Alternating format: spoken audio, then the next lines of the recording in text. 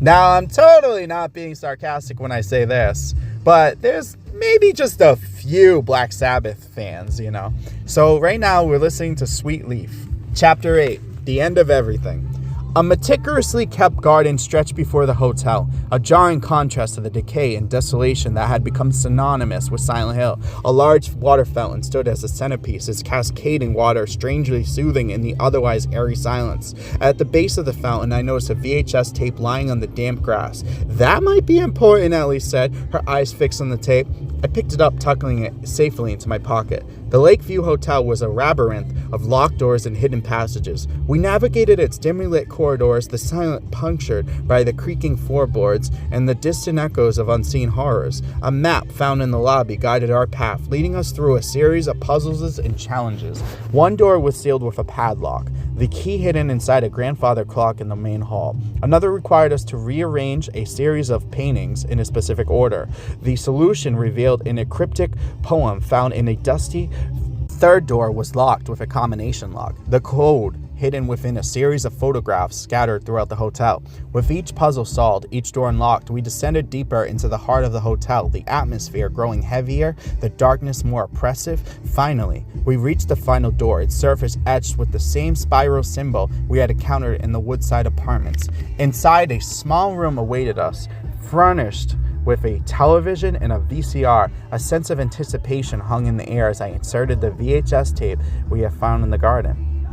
The screen flickered to life, revealing grainy footage of the past. It was a montage of moments from my relationship with Heather. Arguments, harsh words, moments of neglect and insensitivity. Each scene was a painful reminder of my past feelings, the mistake that had led to our eventual downfall.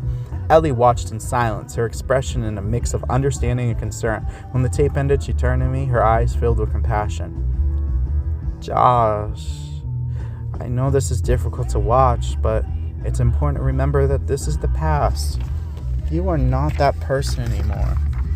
Her words were a balm to my wounded soul. "Thank you, Ellie," I whispered, gratitude filling my voice. "You've changed, Josh," she continued, her gaze unwavering. "This journey, it's transformed you. You're stronger, kinder, more compassionate." Her words resonated deep within me. I realized that she was right. Silent Hill had forced me to confront my demons, to acknowledge my flaws, and to strive for redemption. As we exited the door, the hotel began to transform. The oppressive darkness lifted, replaced by a soft, warm light. The corridors, once filled with dread, now radiated a sense of peace, and before us a single staircase descended into the depths of the hotel. The basement, I said, a sense of finality in my voice. We descended the stairs, a heart pounding with anticipation. The basement opened with a vast Colosseum, its walls lined with shadowy figures, and there, as the center of the arena, stood two pyramid heads that formed radiant malevolent energy. "Two of them?" Her voice filled with disbelief. "Which was Ellie?" "One of each of us," I replied, gripping my weapon tightly. "This is the final test."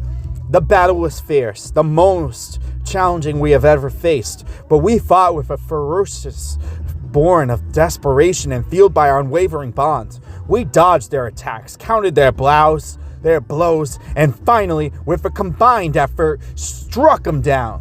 As the two pyramid heads crumbled into dust, a blinding white light engulfed us, and then we were back in Ellie's apartment.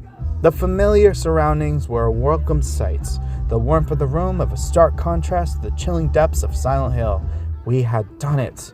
We had conquered the darkness, freed ourselves from the nightmare that had haunted us. And then Heather appeared, her form materializing from the shadows. Her eyes were bright, her smile genuine, her voice normalized. She rushed towards us, pulling us into a tight embrace. "Thank you," she whispered, her voice filled with gratitude. "You saved me. You saved us all." We held each other, the silence filled with unspoken emotions. The nightmare was over. We had faced our fears, confronted our demons, and emerged victorious. And in the process, we had found something truly special. A bond of friendship, a love that transcended the boundaries of reality, a hope that would forever illuminate our hearts. The apartment felt strangely quiet after Heather's departure. The echo of her gratitude and the warmth of her embrace lingered in the air, but the space now held a different kind of energy. It was just Ellie and me, two souls bound by a shared experience that transcended the boundaries of reality. We sat on the couch, the silence comfortable and companionable. Ellie leaned against me, her head resting on my shoulder. I wrapped my arms around her, drawing her closer. "We did it," she whispered, her voice filled with awe. "We actually did it." "We did?" I agreed, a smile spreading across my face. "Together, baby. I never thought I'd see the day. I'd be battering monsters in a haunted town," she chuckled, a hint of disbelief in her voice. "Me neither," I admitted. "But hey, it makes for a good story, right?" We laughed, the sound light and carefree, a stark contrast to the horrors we had faced, but beneath the laughter, a deeper emotion stirred within me. "Ellie," I began, my voice soft, "I don't know what I should or would have done without you." She looked up to me, her eyes filled with warmth and sincerity. "I feel the same way, Josh. You were incredibly brave, strong, and you kept me sane. We kept each other sane." I corrected her, gently tucking a stray strand of hair behind her ear. "It's strange," she mused, her gaze drifting towards the window. "Just a few days ago, we were strangers in the supermarket. Now we face hell together." I finished her sentence, a smile playing on my lips. "And we came out stronger on the other side," she added, her face finding mine. We sat in comfortable silence for a while, the weight of our shared experience settling upon us.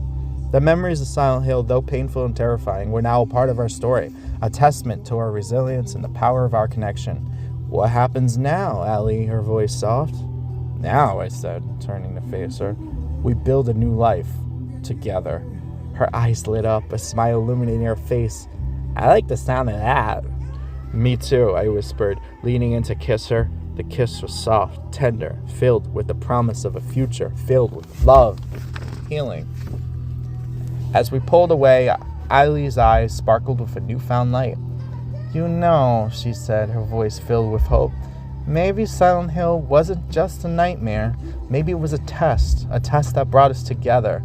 "Maybe you're right," I agreed, my heart swelling from emotion. "And if that's the case, then I'm grateful for every terrifying moment."